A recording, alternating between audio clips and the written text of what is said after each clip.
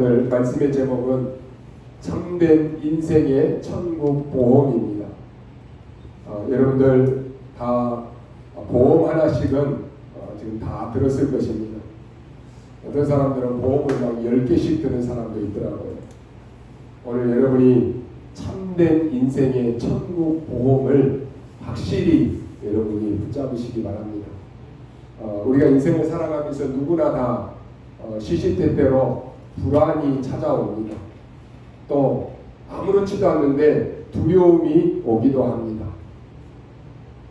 가만히 있는데 나 혼자인 것 같은 외로움이 찾아오기도 합니다. 아마도 그 중에서 가장 큰 두려움과 불안은 죽음이라고 하는 것일 것입니다. 누구나 이 죽음은 다 두려워합니다. 히브리서 2장 14절 말씀에 보니까 예수님께서는 우리와 똑같은 혈과 육을 가지고 이 땅에 오셨습니다. 그런데 죽음을 통해서 이 죽음의 세력 잡은 자, 곧 마귀를 멸하려 오셨다라고 말씀합니다. 많은 사람들이 죽음에 대해서 불안해하고 두려워하는데 이 죽음의 세력 잡은 자, 마귀를 예수님께서 멸하러 오셨습니다. 그리고는 15절에 이렇게 말씀합니다. 또 죽기를 무서워함으로 한평생 매여서 종노릇하는 모든 자를 놓아주러 오셨다 그랬습니다. 16절에서는 이는 확실히 천사들을 불러 주려 하심이 아니요 오직 아브라함의 자손을 붙들려 주려 하심이라 라고 말씀합니다. 예수님이 이 땅에 오신 가장 중요한 하나는 바로 이 죽음의 세력 잡은 자, 곧 마귀를 멸하고 구원받은 하나님의 자녀를 붙들려 주려 오셨다라고 말씀합니다. 그래서요, 주 안에서 죽는 자는 복되다 그랬습니다. 그리스도 안에 있는 사람은 죽는 게 이 세상과 완전히 끝나는 게 아니에요. 그러잖아요. 그래서 예수 믿는 사람들의 죽음을 뭐라고 말합니까? 잠잔다 그랬어요. 여러분이 어젯밤에 다 잠잤는데 오늘 아침 되니까 다 눈 뜨고 일어났잖아요. 우리가 이 땅을 마치는 날 잠자는 것 같이 자다가 눈 뜨면 자, 천국의 영원한 하나님의 나라에 있는 것입니다. 그러니까 주 안에서 죽는 자는 복된 거예요. 죽음이 두렵지 않는 것이에요. 예수님이 이 땅에 오신 이유가 바로 그렇습니다. 그래서 이 땅에는 두 종류의 사람으로 크게 나눌 수가 있습니다. 하나는 죽음의 세력 잡은 자, 곧 마귀에게 잡힌 사람이냐, 아니면 하나님께 붙들려 사는 하나님의 자녀냐, 둘 중에 하나입니다. 내가 구원받은 하나님의 자녀가 아니고 하나님께 붙들려 있지 않다. 그 사람은 죽음의 세력 잡은 자, 마귀에게 붙들려 사는 사람입니다. 그러니까 얼마나 두렵습니까? 불안합니까? 무섭습니까? 인생을 그렇게 사는 거예요. 히브리서 9장 27절에서는 이렇게 말씀합니다. 한 번 죽는 것은 사람에게 정해진 것이요 그 후에는 심판이 있다라고 말씀합니다. 사람들은 착각합니다. 지옥을 누가 갑니까? 아이고 못된 짓 하는 사람이 지옥 가지요. 아니 저렇게 악랄한 사람은 지옥 가지요. 이렇게 말합니다. 물론 갑니다. 그런데 못된 짓에서 지옥 가는 것은 아닙니다. 구원받은 하나님의 자녀는 못된 이 일에서도 점점 멀어질 수밖에 없습니다. 왜 그렇습니까? 내 안에 성령 하나님이 나와 함께 하시기 때문에 그렇습니다. 구원받지 못한 사람들은 이 죽음의 세력 잡은 이 마귀에게 다 붙잡혀 있기 때문에 자기도 모르게 계속 마귀의 심부름하는 것입니다. 아니 저 사람이 어떻게 저렇게 악랄한 짓을 할 수 있어? 마귀에게 붙잡히면 그럴 수 있습니다. 아니 어떻게 저렇게 저 사람은 인간 이하의 짓을 할 수 있지? 마귀에게 붙잡히면 그럴 수 있습니다. 그러니까 평생을 마귀의 심부름하고 마귀 종로로 가다가 결국 어디 가느냐? 마귀가 갇히는 지옥에 함께 갇히는 것입니다. 하나님의 자녀는 착한 일하고 선한 일 많이 했기 때문에 천국 가는 거 아닙니다. 구원받은 것이 너무 감사하기 때문에 우리는 선한 일을 할 수밖에 없습니다. 내 안에 성령 하나님이 계시니까 착한 일을 할 수밖에 없다니까요. 그러나 분명한 것은 여러분이 착한 일을 많이 하고 선한 일을 많이 했다라고 해서 하나님의 나라 가는 것이 아닙니다. 잘 아셔야 돼요. 우리 연세 드신 분들한테요 물어보면은 아유 어디 교회 권사님이다 집사님이다 그래요. 우리 권사님은 집사님은 천국 갈 수 있습니까? 물어보면은 아유 내가 어떻게 천국 갈 수 있냐라고. 그럼 왜 예수 믿어요? 그죠? 아유 착한 일을 안 했는데 나는 천국 못 가겠다라고 그런 얘기예요. 여러분 착한 일 많이 했다고 선한 일 많이 했다라고 해서 천국 가는 거 아니라니까요. 하나님의 자녀이기 때문에 당연히 하나님의 나라로 가는 것입니다. 요한복음 10장 28절로 29절에 보니까 내가 그들에게 영생을 주노니 영원히 멸망하지 아니할 것이요 또 그들을 내 손에서 빼앗을 자가 없느니라. 그들을 주신 내 아버지시는 만물보다 크심에 아무도 아버지 손에서 빼앗을 수 없느니라. 오늘 여러분이요 구원받은 순간 여러분 하나님의 자녀입니다. 아유 목사님 나는 구원받고요 하나님의 자녀 됐는데 아유 나쁜 짓도 많이 하고 예배도 좀 빠지고 아유 좀 이렇게 방탕한 생활 했는데요 그래도 구원받은 하나님의 자녀입니다. 속지 마세요. 아유 나는 지금까지 예수 믿는다라고 해놓고 한 번도 예배도 제대로 못 드렸는데요 그래도 하나님의 자녀입니다. 하나님이 우리에게 영생을 주셨는데 하나님이 우리에게 주신 영생과 이 영원한 축복과 이 구원의 축복은 아무도 누구도 빼앗아갈 수 없는 거예요. 다만 사단이 이것을 알고는 빼앗아갈 수 없기 때문에 자꾸만 여러분을 속이는 것입니다. 그래서 속지 말라고 하는 것이에요. 어떤 때는 우리가 속을 수도 있습니다. 그러나 결단코 하나님의 손에서 빼앗을 수 없는 거예요. 여러분이 하나님의 손에 딱 붙들려 있다라고 하는 사실을 여러분 믿으시기 바랍니다. 빼앗아갈 수 없다니까요. 왜냐? 하나님을 이길 수 있는 사람이 아무도 없기 때문에 그렇습니다. 그 하나님께서 구원받은 저와 여러분을 딱 붙들고 계십니다. 그래서 사단이 별별 속임수를 쓰고 우리를 위협하고 핍박, 고난을 가져다주고 우리에게 불안을 가져다줘도 하나님이 우리를 딱 붙들고 계시는데 그 하나님의 손에서 여러분을 빼앗아갈 수 없는 거예요. 혹 내가 불신앙 속에 빠졌어도 하나님은 나를 놓지 않으십니다. 지금까지 여러분이 하나님을 나서 실패하고 무너지고 속고 했지 하나님이 여러분을 붙잡은 그 손은 한 번도 놓으신 적이 없어요. 이상한 단체들이 막 생겨나가지고요 자기들 단체에 들어와야지만이 하나님 나라 간다라고 이렇게 속입니다.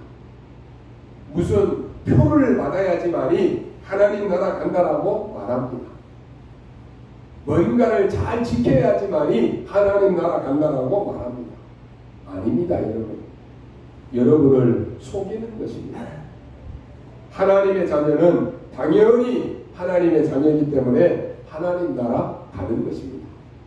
의심할 여지도 없어요. 너희가 하나님의 자녀인 것과 하나님의 성령이 너희 안에 거하시는 것을 너희가 알지 못하느냐. 지금 우리가 사는 이 시대는요 문명이 많이 발달해서 사람들 살기가 너무나 좋아졌습니다. 여러분 집에서 그냥 뭐 모든 거 다 AI로 다 할 수 있잖아요. 청소기도 막 로봇이 청소하고 식당들도 그냥 로봇이 다 하고 다 그렇게 하고 있어요. 살기는 편해졌습니다. 그런데 우리 인간 개개인에게는 정신 문제 심각하게 와 있습니다. 영적 시달림으로 죽어가고 있습니다. 이 가해 눌림, 이 영적 눌림은요 점점점 많아졌다니까요. 예전에는 연예인들이 내가 공황증이다, 우울증이다 그러면 사람들이 이상하게 보니까 그걸 잘 밝히지를 않았어요. 근데 요즘 연예인들요 내가 몇십 년간 우울증으로 공황증으로 시달리고 있다. 다 얘기하잖아요. 감출 수가 없어요. 속일 수가 없다니까요. 이런 사람들이 지금 점점점 늘어나고 있습니다. 자기도 모르게 어쩔 수 없는 이 오는 불안과 두려움과 이러한 생각과 마음에 완전히 사로잡히는 경우가 많다니까요.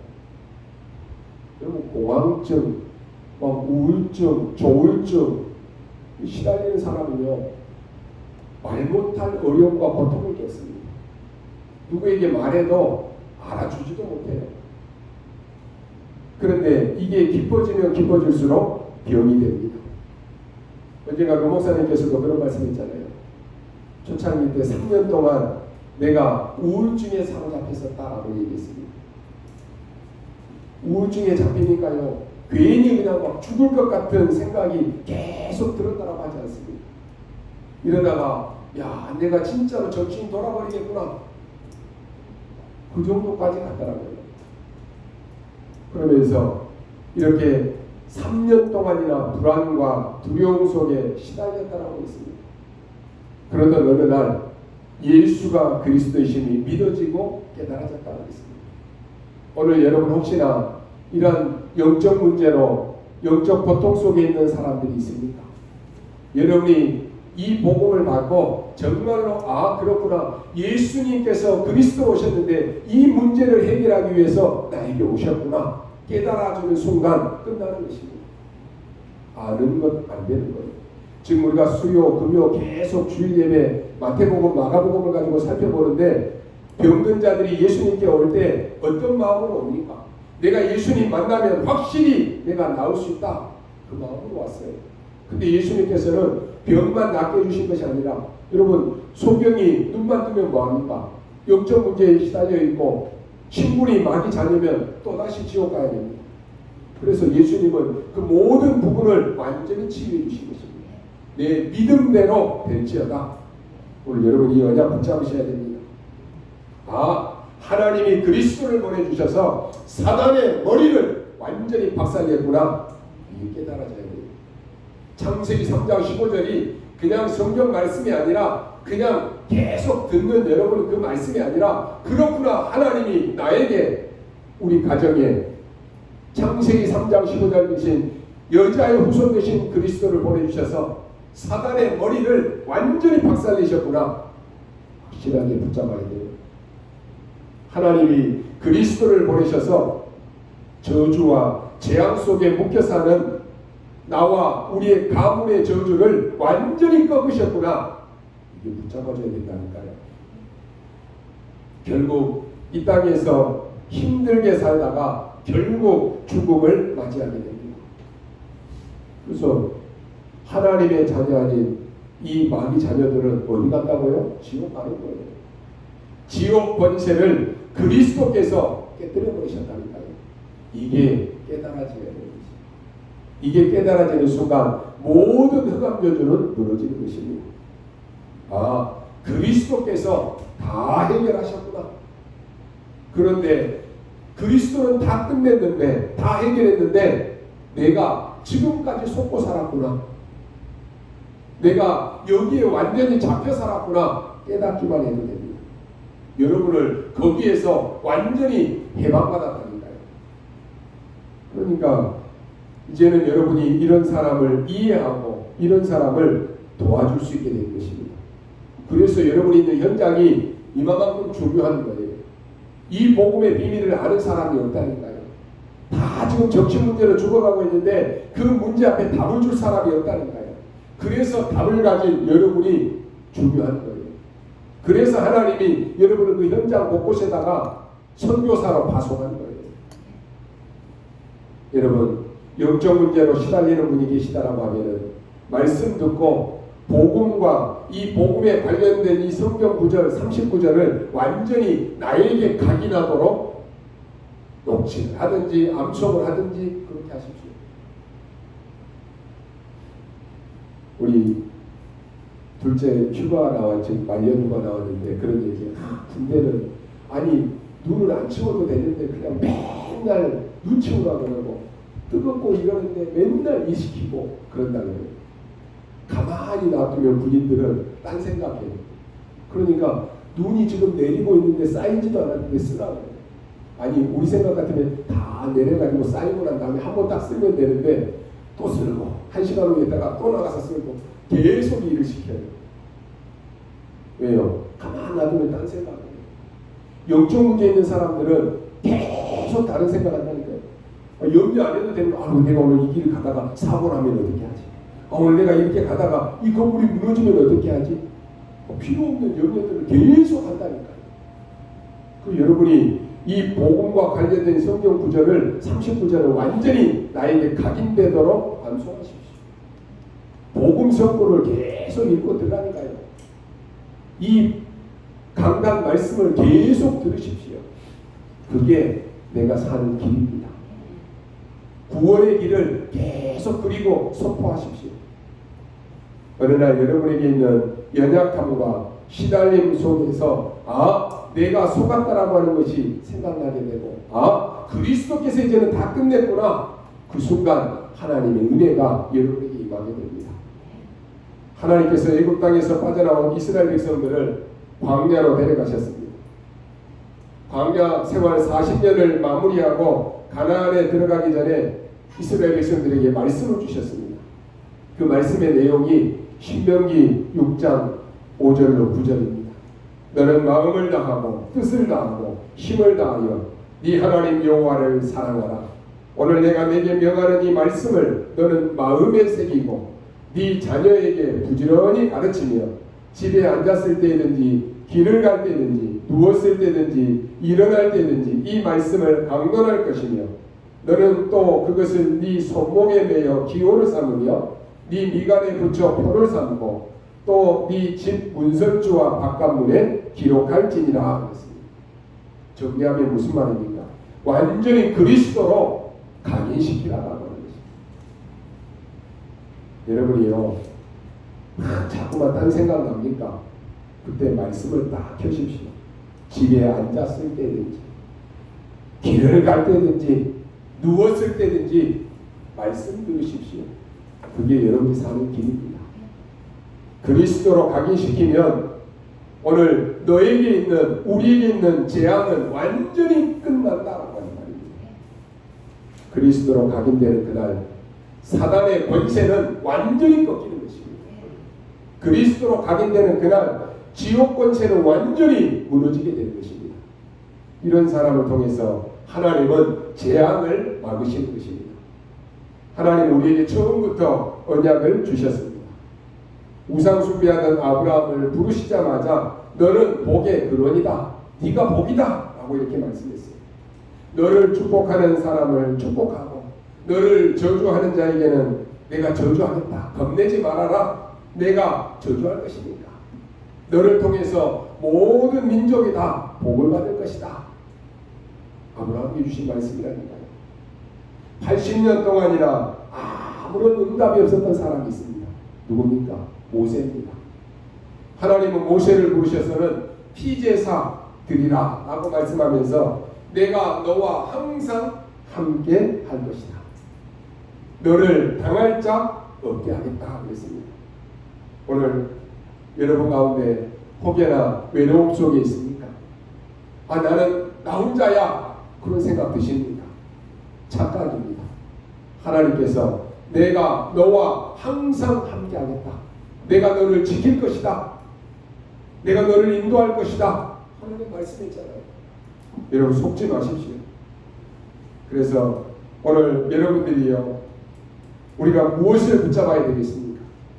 하나님이 주신 언약을 붙잡으라라고 하는 것입니다. 오늘 여러분이 언약 붙잡았다 끝나는 것입니다. 그리스도께서 여러분이 누군지를 아시고 하나님의 놀라운 역사로 응답하실 것입니다. 흑암 세력은 여러분이 누군지를 알고 도망갈 것입니다. 그래서 목회자에게 있어서 제일 큰 힘이 뭔지 아십니까? 아무리 능력이 없어도 우리 성도님들과 우리 중직자들과 우리 렘넌트들이 언약 안에 있으면서 은혜 받는 것 그리고 매일 말씀 속에서 힘을 얻는 거 보면 목회자는 힘이 생깁니다. 다른 거 없어요. 여러분이 말씀 속에 그냥 다 붙잡고 계속 여러분이 답을 얻고 그냥 속에만 있어도 목회자는 힘을 얻는답니다. 그런데 아무리 능력 있는 목사님이라고 할지라도 성도님들이 언약 안에 있지 않다, 언약 안에 있지 않고 사람들 앞에 서 있다, 그럼 힘 빠져요. 오늘 여러분이 굉장히 중요한 본문의 말씀입니다. 말씀의 흐름을 여러분 잘 타야 됩니다. 2절에 보니까 엿새 후에 이렇게 말씀합니다. 뭡니까? 지금 베드로가 신앙 고백을 한 그 후에 예수님께서 축복하셨잖아요. 그 엿새 후라라고 하는 말입니다. 예수님께서 제자들을 데리고 가셨는데 그 중에 베드로와 야고보와 요한 이 세 명만 변화산으로 데리고 올라가는 것입니다. 오늘 말씀에는 변화산이라고 안 되어 있고 높은 산이다라고 이렇게 되어 있습니다. 거기에 가서 보니까 예수님의 모습이 변형이 되셨는데 얼굴에 광채가 나는 것입니다. 세상에서는 볼 수 없는 그 빛이 막 바라는 것입니다. 도저히 눈부실 정도가 되어서 광채가 나서 볼 수가 없습니다. 옷을 보니까 누가 빨래한 것도 아닌데 비교할 수 없는 그 하얀 광채가 난 그 모습을 보게 됩니다. 그걸 본 베드로가요, 너무 놀라서 말합니다. 더 놀라운 것은 거기에 이스라엘을 대표로 하는 인물 두 사람이 함께 있습니다. 모세와 엘리야입니다. 그러니까 베드로가 보니까 얼마나 흥분되겠습니까? 그래서 베드로가 엘리야를 위하여, 모세를 위하여, 주를 위하여 여기다가 초막셋을 짓겠다라고 말합니다. 그때 구름 같은 역사들이 확 일어나더니 하늘에서 음성이 들려왔습니다. 이는 내 사랑하는 아들이니 오직 그의 말을 들을지니라 라고 말합니다. 그리고 둘러서서 보니까 엘리야도 사라지고 모세도 사라지고 그리스도만 남은 것입니다. 주님이 제자들을 따로 높은 산에 데리고 올라가셔서 하나님의 영광이 임하는 것을 보게 하셨습니다. 이것처럼 오늘 우리를 하나님은 높은 산으로 인도하십니다. 변화산으로 인도하시는 거예요. 우리가 세상을 사는 동안에 우리가 있는 그때 그 자리 그곳에서 하나님의 영광이 임하는, 하나님이 함께하는 이 높은 산, 즉 변화산의 이 시간을 만들어야 됩니다. 내가 있는 이 자리에서 이 산 위의 영광을 체험하는 그 시간을 반드시 만들어야 된다고 하는 것입니다. 세상에 살면 우리에게 필요한 건 많이 있습니다. 이것도 필요하고 저것도 필요하고 다 필요하죠. 그러나 능력도 필요하고 심리도 필요하고 다 필요합니다. 그런데 오직 그리스도만 남았다는 것입니다. 오늘 여러분이요, 이 그리스도의 언약을 붙잡으셔야 됩니다. 좋은 예가 뭡니까? 사도행전 2장 42절에 보니까 바로 이 중요한 시간입니다. 초대교회 제자들에게는 하나님의 말씀을 받고 이 말씀으로 서로 소통하고 마음을 같이하여 오로지 기도에 힘쓰는 그 시간, 이 마가다락방의 시간이 날마다 있었다는 것입니다. 초대교회 제자들에게는 바로 그 시간이 하루의 중심축이고 절대의 시간이었습니다. 그 절대의 시간이 그들에게 핍박이 오고 재앙이 오고 가난이 있고 질병이 있다라고 할지라도 그 모든 박해와 고난의 시대를 다 이기게 만들었습니다. 이스라엘 백성들이 광야길을 갈 때 아말렉 군대가 갑자기 쳐들어왔습니다. 다 죽게 된 위기를 맞이했을 때 모세는 산 위로 올라갔습니다. 산 위에서 단을 쌓고 모세가 믿음의 손을 높이 듭니다. 기도의 손을 든 순간에 산 아래에서는 여호수아가 거느리는 이스라엘 군대가 아말렉 군대를 무찌르기 시작합니다. 그런데 기도의 손이 내려오는 그 시간은 이스라엘이 적에게 쫓기는 시간입니다. 산 위의 시간과 산 아래의 시간입니다. 오늘 산 위의 이 시간이 바로 산 아래의 현실 싸움에서 완전히 승패가 갈린 것입니다. 실제 싸움은요, 산 아래에서 있지만은 이기고 지는 것은 산 위에서 결정되는 것입니다. 오늘 여러분의 가정과 여러분의 현장에 많은 이 어려움과 위기들이 찾아온 것입니다. 그러나 여러분이 기도하는 사람은 그 현장에 갈 때 이미 흑암 세력은 무너져 버립니다. 싸움은 분명히 일어나는데요, 이미 영적 싸움에서 승리하고 가는데 그 현장에 하나님의 나라가 있는 거니까요. 싸울 필요도 없이 이겨버리는 거예요. 여러분이 경쟁할 필요도 없이 이기는 것입니다. 그래서 여러분이요, 하루의 시작, 낮, 밤 시간을 내가 뭘 가지고 누리느냐, 영적 상태가 중요하다고 하는 것입니다. 분명히 싸움은 산 아래에서 이 전쟁이 일어나는데 산 위에서 모세가 손을 드는 순간에 싸움에서 승패가 갈려버렸다는 거예요. 우리가 사는 이 세상살이도 마찬가지입니다. 산 아래 현실 생활에서 이기려고 하면은 먼저 산 위의 영적 생활에서 이겨야 되는 것입니다. 일주일에 우리가 6일 동안 살아가는데 가장 중요한 것이 뭡니까? 주일날 하나님의 말씀으로 내가 힘을 얻고 답을 얻는 시간이 중요한 거예요. 이거 가지고 6일 동안 하나님의 말씀을 묵상하고 사는 것이, 이 힘이 없다, 무슨 힘으로 싸웁니까? 만약에 산 위의 영적 생활에서 승리하면 모든 산 아래에서는 무조건 이기는 것입니다. 오늘 말씀은요, 그래서 그냥 내용이 아닙니다. 여러분이 평생을 두고 붙잡아야 될 전환점을 주신 것입니다. 이게 오늘 저와 여러분에게 답입니다. 여러분이 평생 놓고 전환점으로 잡아야 됩니다. 어떻게 보면 시작이라고도 할 수 있습니다. 우리에게 가난은 잘못이 아닙니다. 그러나 그것 때문에 나의 모든 것을 망치고 주의 일을 못한다, 그러면 안 되지 않습니다. 또 사람은 누구나 아플 수 있습니다. 그런데 그것 때문에 온 가문이 계속해서 질병 속에서 고통을 당한다, 그건 아니지 않습니까? 그리고 사람들이 너무나 무능합니다. 전도도 못합니다. 그렇다면 여러분이 언약을 붙잡고 바꾸는 게 바로 변화산입니다. 이 변화산을 통과해야 되는 것입니다. 그러면 그대로 응답이 옵니다. 하나님은 창조주 하나님이시기 때문에 우리가 가난해서 주의 일을 못한다라고 하는 것은 아니기 때문에 그것을 바꾸는 것입니다. 하나님은 전능하신 하나님이시기 때문에 우리가 불치병과 많은 질병 속에서 사로잡혀서 내가 아무것도 할 수 없다, 그건 아니기 때문에 바꿔야 된다고 하는 것입니다. 전도운동 할 수 없다, 그러면 교회가 무슨 필요가 있습니까? 이걸 바꿔야 된다고 하는 것입니다. 그게 바로 우리의 변화산입니다. 베드로는 초막 셋을 짓겠다라고 했습니다. 그런데 결국은 엘리야도 필요 없고 모세도 필요 없습니다.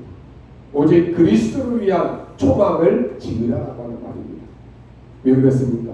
그 속에 다 들어있기 때문에 그렇습니다. 우리가요, 여러분 의료보험 다니잖아요. 그 의료보험 하나만 가지고 있으면 여러분이 병원에 가면 애지간한 것은 다 혜택을 봅니다. 몸이 아팠을 때 병원에 가면 치료도 의료보험 혜택을 다 받는다는 거예요. 우리가 차를 사면은 자동차 보험을 들어야 됩니다. 보험을 안 들면요, 많은 어려움이 있어요. 그런데 자동차 보험 들어놓으면은 자동차가 빵꾸 났을 때에도, 자동차가 뭐 이상이 있을 때에도 보험 그러면 다 와서 해결해줘요. 좋은 제도지요. 이 보험을 들어놓으면 사고 났을 때 이런 도움을 받습니다. 무슨 말씀을 하려고 하느냐? 여러분이 그리스도를 위해서 초막을 짓는다라고 하는 것은 우리의 인생에 있어서 가장 중요한 천국 보험을 들어놓는 것입니다. 오늘 우리가 언약 잡고 가야 되는데요, 나의 무능에서, 나의 가난에서, 나의 모든 질병에서 벗어나야 됩니다만은 먼저 뭘 붙잡아야 되느냐? 오늘 베드로와 제자들은 재벌들이 볼 수 없는 것을 봤습니다. 왕들이 할 수 없는 것을 붙잡았습니다. 그럼 어떻게 이 응답을 우리가 붙잡을 수 있습니까? 주를 위하여, 모세를 위하여, 엘리야를 위하여 성막을 짓겠다라고 얘기했습니다. 그러니까 하나님은 세 사람이 다 필요 없고 오직 그리스도를 위하여 성막을 지으라 하셨습니다. 이 언약을 붙잡는 것입니다. 그래서 오늘 여러분이 세 가지를 붙잡으십시오. 첫째는 절대 불가능 속에 있는 나입니다. 이것부터 봐야 됩니다. 절대 불가능 속에 있는 이런 베드로와 나라고 하는 말입니다. 그런데 하나님의 절대 계획을 발견하는 것입니다. 오늘 여러분이 나의 무능 속에서 하나님의 절대 계획을 발견하고 솔직하게 고백하시기 바랍니다. 우리는요 아무것도 할 수 없습니다. 뭔가 우리가 막 다 할 것처럼 보이는데 아무것도 할 수 없다니까요. 우리는 절대 불가능 속에 있습니다. 베드로가 초막 셋을 지을 수 있는 그런 능력이 없습니다. 자기 자신이 절대 불가능한 존재임을 알아야 되는 것입니다. 그런데 베드로가 이 변화산에서 어마어마한 것을 본 것입니다. 바로 하나님의 절대 계획을 발견한 것입니다. 그러니까 초막 셋을 짓겠다 이렇게 나온 것입니다. 이게 중요합니다. 여러분의 인생에 뭐를 먼저 발견해야 됩니까? 하나님의 절대 계획을 발견하는 것입니다. 하나님의 절대 계획이면 다 아니라고 해도 가는 것이에요. 하나님의 절대 계획이 발견되면 교회 안에서 뭐 하려고 할 때는 믿음으로 나가는 것이에요. 그렇잖아요. 어디서 말입니까? 나의 절대 불가능한 속에서입니다. 예를 한번 들겠습니다. 성경에 요셉은 세계복음화는커녕 자기 생명도 유지할 수 없는 이런 상황에 놓였습니다. 형들이 요셉을 노예로 팔아버렸는데 아무도 막아줄 사람이 없어요. 어디로 가는지도 모릅니다. 그 당시 노예는 여러분이 어떤 신분인지 아시죠? 지금과는 완전히 다른 시대입니다. 마치 짐승과도 같아요. 짐승보다 못했습니다. 끌려가는데 세수도 못하고 짐승처럼 끌려가니까 뭐 씻을 수 있습니까? 요즘에 여러분들이 너무 편하게 사니까 그냥 어디 가면 샤워도 해야 되고 뭐 씻어야 되고 또 훈련 가면 불편하니까 안 간다 그런 얘기예요. 근데 노예는 씻을 수도 없어요. 나이 구분도 못합니다. 이 노예의 나이 구분은 이빨을 보고 계산한다고 합니다. 이빨이 하나도 없으면 그건 가격이 아주 싸고 필요 없는 거예요. 이빨이 튼튼하면 가격이 비싼 겁니다. 지난번에 제가 그 TV 다큐에 유대인들 그 학살하는 이 다큐를 이렇게 봤는데요. 유대인들이 막 잡혀갔을 때에 자기가 지금 어디에 수용된지도 잘 모르는 사람입니다. 근데 거기에 어린아이부터 노인들까지 다 불러 모았는데 딱 두 부류로 나눈대요. 한 부류는 젊고 건강한 사람들, 한 부류는 나이 들고 어린아이들 다 분류해가지고 이 사람들은 다 죽이는 거죠.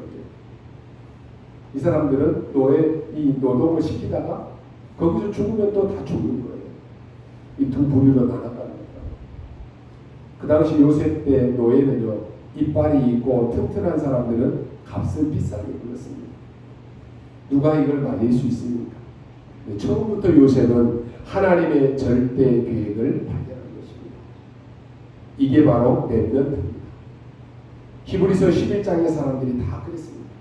믿음의 사람 누구? 믿음의 사람 누구? 히브리서 11장 38절에 이런 사람은 세상이 감당치 못한다. 이렇게 얘기했잖아요. 여러분 연약하지만 이 베드로가 발견한 이 세 성경 구절 어마어마한 것입니다. 베드로가 발견한 것 중에 하나가 뭡니까? 주는 그리스도시요 살아계신 하나님의 아들이십니다. 이 베드로가 발견했다는 거예요. 그리고 오늘 본문에 주를 위하여 엘리야를 위하여 모세를 위하여 성막 셋을 짓겠다라고 말했습니다. 베드로전서 2장 9절에 뭐라고 고백합니까? 너희는 왕같은 제사장이요 거룩한 나라요 택한 백성이요 이 빛을 선전하기 위해서 너를 불렀다라고 말했습니다. 이 베드로가 발견했다니까요. 오늘 여러분이 이걸 붙잡는 것입니다. 오늘 우리가 여러분이 성전 건축을 놓고 여러분이 기도하십시오. 성전 건축은 우리가 그냥 하는 거 아닙니다. 우리의 인생을 작정해야 되는 것입니다. 하나님의 절대 계획을 발견해야 되는 것입니다. 그래서 바꿔야 되는 것입니다. 오늘 여러분이 그런 시간표가 있어야 됩니다. 단순하게 세상 사람들처럼 아유 그냥 교회 성전에는 한번 짓자. 그러다 보니까요 많은 교회들이 성전 짓다가 싸웁니다. 성전 짓다가 막 어려움을 당합니다. 성전 짓다가 교회 다 떠납니다.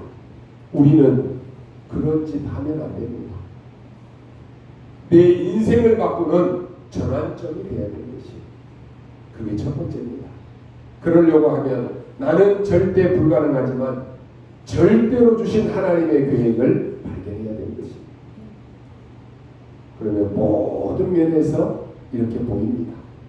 여러분의 산업이 세계복음 할 정도는 돼야 될 거 아닙니까? 여러분의 직업과 여러분의 학업, 여러분의 산업이 세계복음화에 쓰임 받아야 되는 거 아닙니까?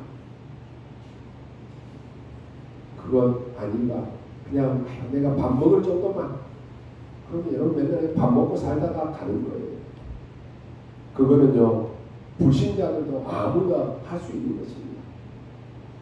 하루 일용직을 하는 사람도 밥은 다 먹고 산다니까요. 이 말을 오늘 우리가 지금 생각할 때 보통 말처럼 보이지만은 그때 당시에 베드로가 고백한 거 어마어마한 것입니다. 아무것도 없는 이 베드로가 주를 위해서 내가 엘리야 모세를 위해서 초막셋을 지겠다 그랬다니까요. 오늘 여러분이요 인생 바꾸는 전환점으로 붙잡으셔야 됩니다. 두 번째는 우리는 절대 무능하다라고 하는 것을 인정해야 됩니다.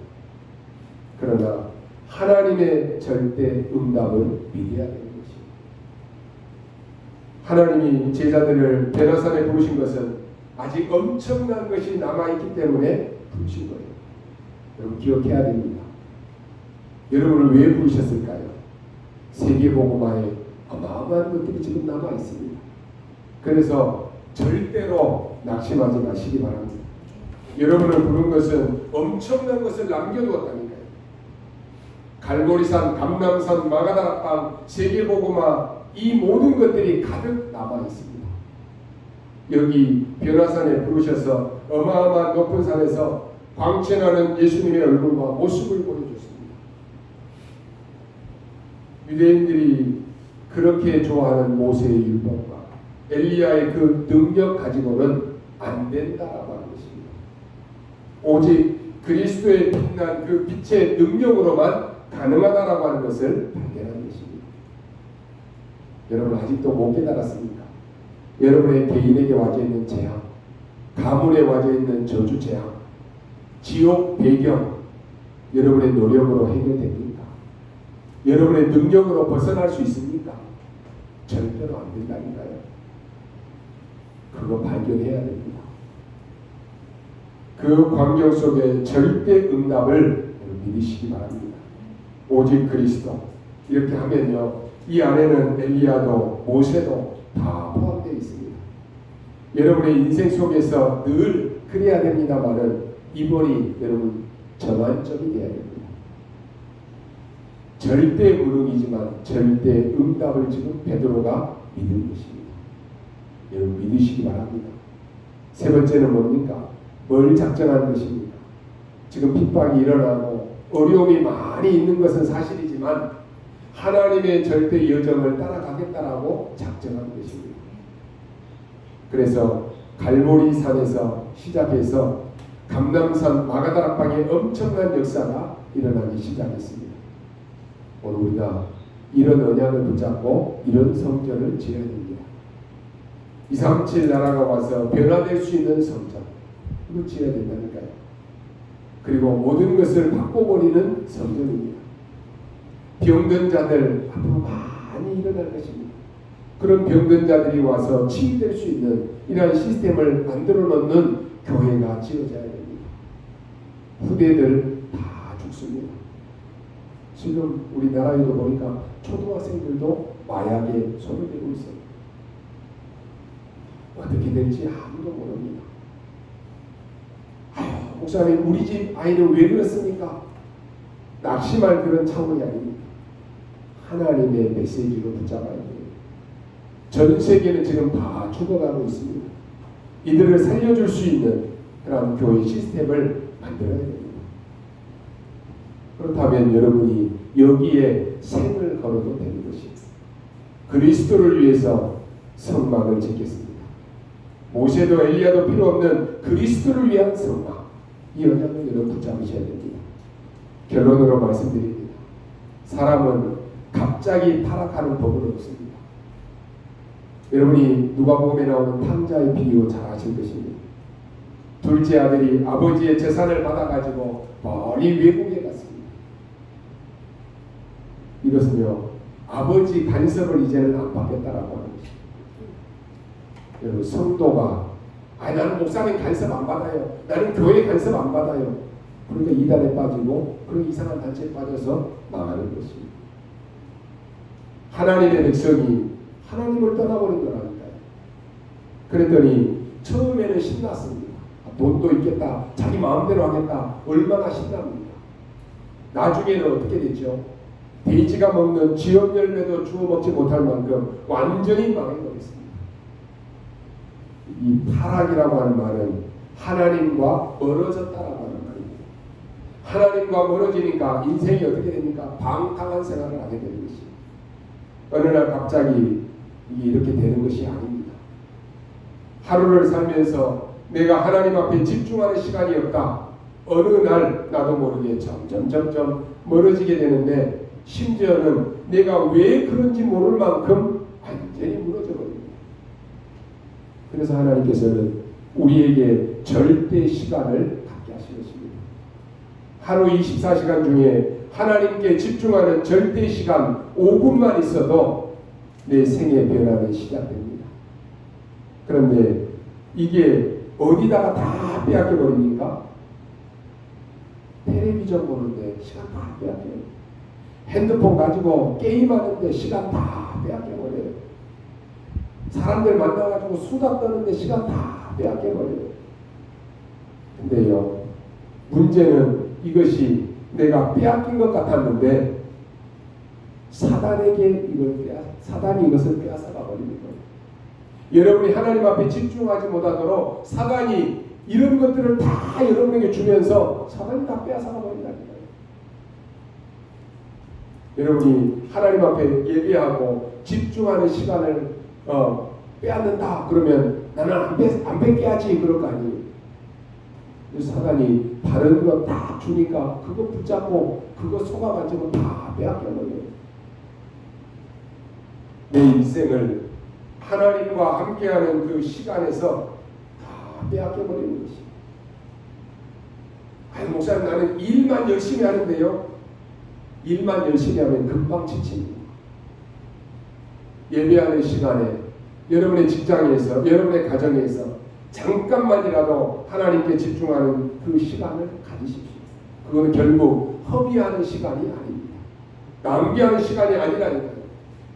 여러분의 생을 새롭게 하는 하나님의 역사의 시간인 줄 여러분 믿으시기 바랍니다. 오늘 7절에 보니까 이는 내 사랑하는 아들이니 너희는 그의 말을 들으라 하고 있습니다.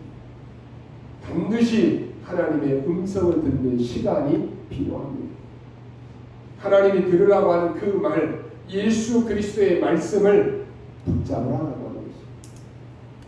하나님의 나라의 시민권자에게는 다른 말 더 이상 필요 없습니다.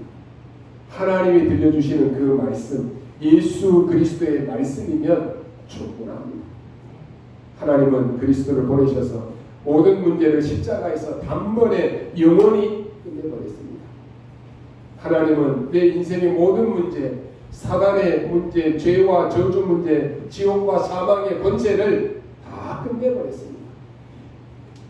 하나님의 모든 뜻을 그리스도께서 다 이루신 것입니다.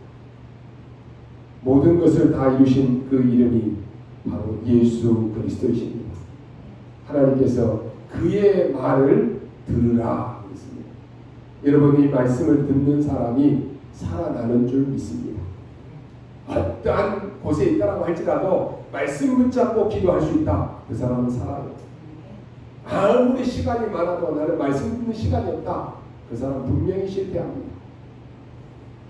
오늘 우리 모든 성도님들은 변화산을 통과해야 됩니다. 이것이면 끝입니다. 이게 시작입니다. 오늘 기도응답 없는 분들 어렵게 발버둥 칠 필요가 없습니다. 변화산 통과하십시오. 앞으로 진짜 사업을 앞두고 있는 분들이 있습니까? 다른 것 다 준비해놓고 이거 안 한다 그러면 안 되게 되어 있습니다. 변화산 통과해야 돼요. 쉽게 말해서 뭡니까? 변화산을 왜 통과하라고 합니까? 하나님의 절대 계획을 발견하고 절대 응답을 붙잡으라고 하는 것입니다. 하나님의 절대 여정을 따라가라고 하는 것입니다. 이게 변화산입니다. 베드로가 그 고백을 함축해서 말한 것입니다. 그리고 예수님이 그걸 실제로 보여준 것입니다. 오늘 여러분이 이 작전을 여러분이 하셔야 됩니다. 하나님의 절대 계획을 내 무능 속에서 발견하는 것입니다. 하나님의 절대 응답을 나의 현실 속에서 발견하는 것입니다.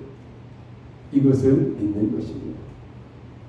앞으로 가야 되는 캄캄한 길을 하나님의 절대 여정을 따라서 가는 것입니다. 오늘 여러분의 내 인생을 놓고 이제는 작정하시기 바랍니다. 오늘 그리스도를 위한 초막을 짓는다라고 하는 것은 우리의 인생에 있어서 가장 중요한 천국 보험이다 하는 것입니다. 그래서 확실한 보험이면 끝나는 거 아닙니까? 수십 개 보험 들어갔는데 내가 하나도 나에게 도움되는 보험이 아니다. 들어놓은 소용이 없는 거예요. 오늘 여러분이요, 어떤 사람들은 가만히 보면요, 먹는 것은 다 먹으면서 헌금할 때는 진짜 쪼잔하게 하는 사람들이 있어요. 그 사람들은 절대로 경제 축복 못 받습니다. 여러분의 헌금하는 거 보면요, 그게 믿음입니다. 아니 나는 헌금이 없어서 못 하는데요. 거짓말이에요. 자기가 진짜로 필요한 것은 다 한다는 거예요. 그런데 헌금만 안 해요. 그 사람들은 절대로 경제 축복 못 받습니다. 내 인생을 하나님 앞에 맡기십시오. 내 인생을 하나님 앞에 드리십시오. 하나님이 여러분을 책임지시는가 하고 여러분의 인생을 여러분이 책임지는가 하고 어떻게 되겠습니까?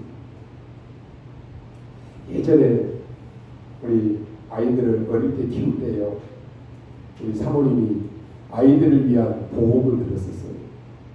보험을 들어가지고 이게 조금 목돈이 됐어요. 근데 교회에서 건축을 했어요. 건축을 하는데 전도사한테 무슨 돈이 얼마나 있습니까? 사례도 없었는데. 그러니까요, 사모님이 얘기를 하더라고요. 우리 아이들을 위해서 보험을 이 정도 들었는데 돈이 이 정도 되는데 우리 보험 이거 깨서 건축을 꼭 하자. 그리고 이 아이들은 하나님 앞에 맡기자. 하나님이 이 아이들을 책임지시면 문제될 거 있지 않냐. 그걸 딱 깨서 건축을 드렸어요. 근데 감사하게도 하나님이 우리 아이들의 인생을 인도하시더라고요. 혹 아니다라고 할지라도 하나님 앞에 맡긴 인생을 하나님이 인도하십니다. 그렇지 않습니까? 내 인생을 마치 내 것인 것 마냥 다 살아가는데 어느 날 하나님이 부르시면 내 거 아무것도 없어요. 엊그제 운동하는데 어떤 딸하고 엄마하고 운동을 하더라고요. 딸이 물어요. 엄마는 몇 살까지 살고 싶어? 그래요. 그 엄마가 나는 100살까지 살면 좋지. 그러니까 딸이 하는 말이 그럼 엄마 100살까지 살아? 그래요. 그러니까 내가 지나가면서 듣고는 아이고 딸이 하나님이네. 그러고 있어요. 100살까지 산다라고 해서 살고 싶다라고 해서 살 수 있습니까? 아니에요. 내일이라도 오라고 하면 가야 되는데 무슨 100살이에요. 오늘 우리의 인생을 하나님 앞에 맡기고 하나님 앞에 작정하고 하나님의 여정을 따라가는 저와 여러분이 되시기를 주님의 이름으로 축원합니다. 기도하겠습니다. 하나님 감사합니다. 하나님의 절대 계획을 보는 변화산이 되게 하여 주옵소서. 우리는 능력이 없기 때문에 하나님의 절대 응답을 보는 변화산이 되게 하여 주옵소서. 우리는 정말로 힘이 없습니다. 하나님의 절대 여정을 가는 변화산이 시작되는 한 주간이 되게 하여 주옵소서. 오늘 우리의 인생의 참된 인생의 천국 보험인 이 축복을 누리게 하여 주옵소서. 감사를 드리며 살아계신 우리 구주 예수 그리스도의 이름으로 기도하옵나이다.